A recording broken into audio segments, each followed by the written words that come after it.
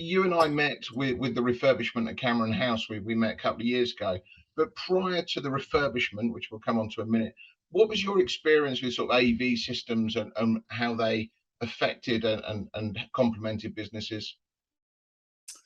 Well, obviously, you don't need me to tell you that AV sort of as AV and digital technology has moved on and continues to move on significantly.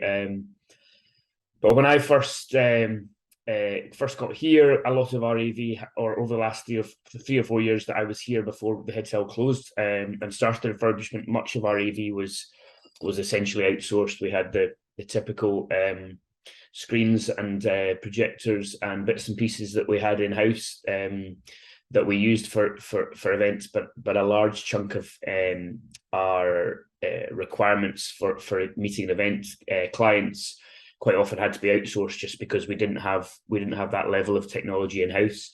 And again, probably back in 2017, Zoom and Teams and all those bits and pieces were around, but they certainly weren't as much of the daily business life that they have become now. So yeah, we had essentially quite limited AV, and it would have come to a head probably. Well, it would have come to a head had we not been closed and doing refurbishment. It would have come to a head anyway. But we started, I suppose, in many ways with a blank canvas because of the refurbishment.